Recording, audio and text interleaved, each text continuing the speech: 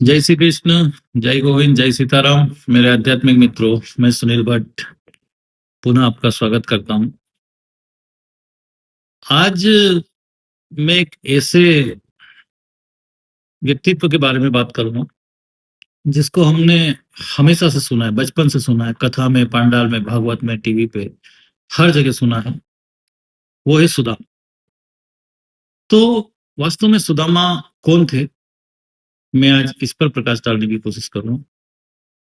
हमने जनरली सुदामा के बारे में क्या सुना है कि द्वापर में जब भगवान कृष्ण पृथ्वी पर आए थे तब एक उनके मित्र थे सुदामा, जो कि बहुत ही निर्धन थे।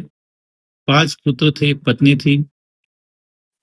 उनका एक नियम था कि वो 5 घर भिक्षा के लिए जाते थे और उन 5 घर से जो भिक्षा मिल जाती थी उसी से वो परिवार का पालन पोषण करते थे। ज्यादातर ये होता था कि उनको भिक्षा नहीं मिलती थी और कम समय ही उनको भिक्षा मिलती थी, इसलिए उनका परिवार जो है, उनके पुत्र पत्नी सब दिन प्रतिदिन दुर्बल होते जा रहे थे।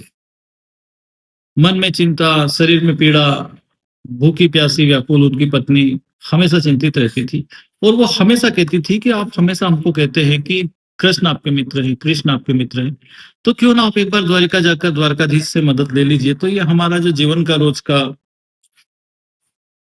तकलीफ है ये दूर हो जाए। सुदामा कहीं ना कहीं संकुचित रहते थे कि कृष्ण बड़ा आदमी बन गए हैं, द्वारकाधीश से हम बचपन में साथ थे, अब मुझे मैं जाऊंगा तो पहचानेंगे नहीं पहचानेंगे और मैं उनके लिए क्या भेंट लेकर जाऊंगा। ऐसा उनके मन में हमेशा द्वंद्व चलता रहता था। एक दिन उनकी पत्नी जिद कर लेती कि नहीं, अब तो आपको कृष्ण के पास जाना ही पड़ेगा। तो कहते ठीक है, मैं चला जाता हूँ, पर मैं लेके क्या जाऊँ। तो वो इधर से उधर से, अड़ोस से पड़ोस से अपने घर में सारे बर्तन वगैरह ढूंढ ढांड कर 3 मुट्ठी चावल का इंतजाम कर देती है। वो 3 मुट्ठी चावल की पोटली बांधकर सुदामा द्वारका की ओर निकल जाते हैं और मन में द्वंद रहता है कि यार कृष्ण मुझे पहचानेंगे या नहीं पहचानेंगे। वो जैसे द्वारका में जाते हैं, वहां के वैभव को देखकर हतप्रभ रह जाते हैं। द्वारकाधीश तक खबर जाती है कि सुदामा नाम का कोई गरीब ब्राह्मण बाहर आया है, तो वो दौड़ के आते हैं, उनको बाहों में भर लेते हैं और अपने महल के अंदर ले जाते हैं। अपने निज आसन पर उनको बिठाकर उनके चरण को पखारते हैं और बाद में जब थोड़ा समय बीतता है, फिर भोजन वगैरह प्रसादी हो जाती है, उसके बाद बातचीत चलती रहती है और वो पूछते हैं कि तुम मेरे लिए क्या लाए। तो सुदामा संकुचित भाव से इतने बड़े वैभव को देखकर 3 मुट्ठी तांबुल कैसे पेश कर, तो वो उसको छुपाते कि नहीं, मैं कुछ नहीं लाया, मैं कुछ नहीं लाया। भगवान तो अंतर्यामी होते हैं, वो उससे खींच लेते हैं। 1 मुट्ठी चावल खा जाते हैं, 2 मुट्ठी चावल खा जाते हैं और तीसरी मुट्ठी जैसे ही खाने वाले होते हैं तो रुक्मणी जी जो है वो उनके हाथ को पकड़ लेती है कि आप 3 मुट्ठी चावल मत खाइए, आप तीनों लोग का राज इनको नहीं दे सकते, आपने 2 लोग का राज इनको दे दिया, वो पर्याप्त है। कथा पूर्ण हो जाती है। यह चरित्र हमने अभी तक सुना है। अब मैं इस चरित्र सुदामा चरित्र को थोड़ा सा और आगे बढ़ाना चाहता हूं अपनी मंद बुद्धि के अनुसार कि क्या यह संभव है कि कृष्ण का मित्र, बाल सखा, और इतना निर्धन और दीनशील अवस्था में हो सकता है, वो भी उस समय जब भगवान स्वयं पृथ्वी पर मौजूद थे।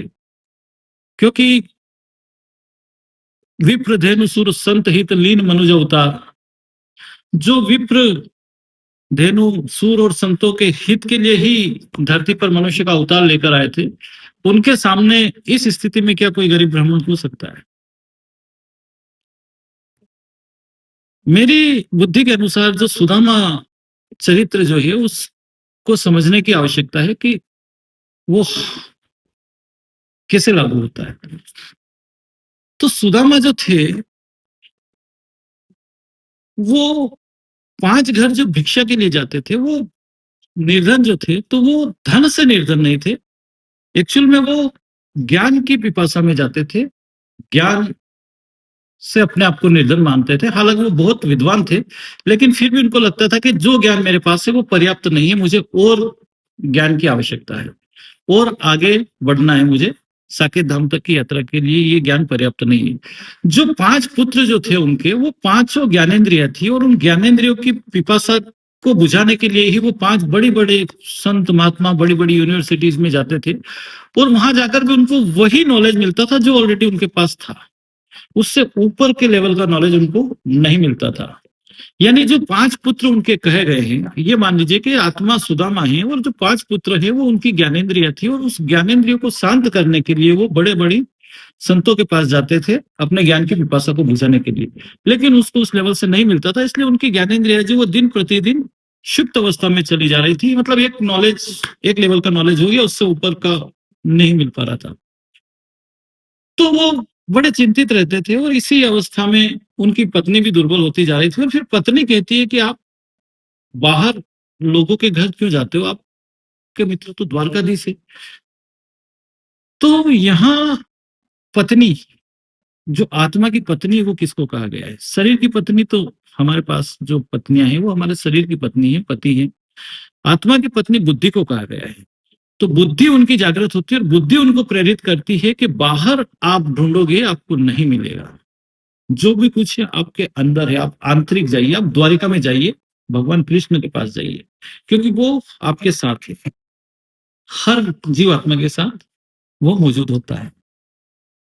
तो जब सुदामा आंतरिक हो जाते हैं और द्वारिका में नरेश के पास चले जाते हैं, जब ईश्वर से भेंट हो जाती है और ईश्वर उनको पहचान लेता है और पूछता है कि क्या लेके आए हो? तो वो 3 मुट्ठी चावल जो उनकी पत्नी देती है, यानी बुद्धि, पत्नी बहुत चतुर होती है, बुद्धि बहुत चतुर होती है। तो जो 3 मुट्ठी चावल कृष्ण ने खाए थे सुदामा से, वो 3 मुट्ठी जो चावल थे वो साधारण चावल नहीं थे। ये जो चावल होते हैं, जो आप और हम खाते हैं, ये चावल नहीं थे। वो आपके 3 कालों के, भूत, भविष्य और वर्तमान, तीनों कालों के कर्म फल थे। उस कर्म फल की पोटली बनाकर बुद्धि दे देती है।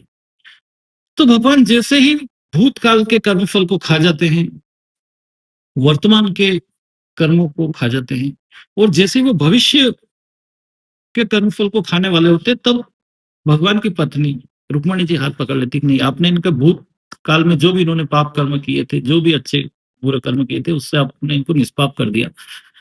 वर्तमान में तो ये हमारे सम्मुख ही बैठे हुए, वर्तमान के भी इनके कर्मों को आपने निष्पाप कर दिया, पर भविष्य में वापस ये पुनः अपने कर्म करने के लिए स्वतंत्र रहे। भविष्य के कर्मों को आप ना खाइए, भविष्य के पापों से इसको निष्पाप ना कीजिए। भविष्य में कर्म के लिए इसे स्वतंत्र छोड़िए, ताकि ये फिर अपने कर्म करेगा और अपने प्रारब्ध बनाएगा और अपने आगे की यात्रा को अनवरत जारी रखेगा। तो मेरी मोटी बुद्धि ये कहती है कि सुदामा हम हैं, हमारी आत्मा ही सुदामा है और वासुदेव कृष्ण जो हमारे हृदय में, हमारे आंतरिक द्वारिका में बैठा हुआ है, बस हम उस तक नहीं पहुंचते, हम बाहरी दुनिया में भटकते रहते हैं। और जब कृष्ण से मुकाबला हो जाता है तो हर व्यक्ति अपने कर्मों को छुपाता है। वो जो 3 मुट्ठी चावल को छुपाने की कोशिश करते हैं, तो हमें पता है कि हमारे कर्म क्या है, तो इसलिए हम छुपाते हैं, पर ईश्वर से क्या छुपाएं? वो सारे निकाल लेता है। और जब उससे आपका समागम हो जाता है, तो आपके भूत काल में किए हुए और वर्तमान में किए किए हुए सारे दोष से आप मुक्त हो जाते हैं और भविष्य में भी आप, चूंकि ईश्वर के दर्शन आपको हो गए हैं, तो आगे की यात्रा भी आपकी सुगम होती चली जाएगी। तो हमारे पुराणों में, हमारे ग्रंथों में जितनी भी कहानियां, जितने भी किरदार हैं, वो सब कहीं ना कहीं हम पर लागू होते हैं। हमको समझने की जरूरत है कि ये क्या है। सिर्फ आप कथा की तरह सुनोगे तो वो कथा है, पर आप अगर गहनता से उसका अध्ययन करोगे, तो हर कहानी, हर कथा, हर ग्रंथ हमारे जीवन पर लागू होता है। आध्यात्मिक जीवन में भी इसका मोल है, भौतिक जीवन में भी इसका मोल है, बस हमको समझने की आवश्यकता है। तो सुदामा चरित्र का ये जो मैंने आज सूक्ष्म वर्णन करने की कोशिश की, ये आपको कैसा लगा, यह मुझे जरूर बताइएगा। आगे मैं इसका और गहन विश्लेषण करके आपके सम्मुख पुनः आऊंगा।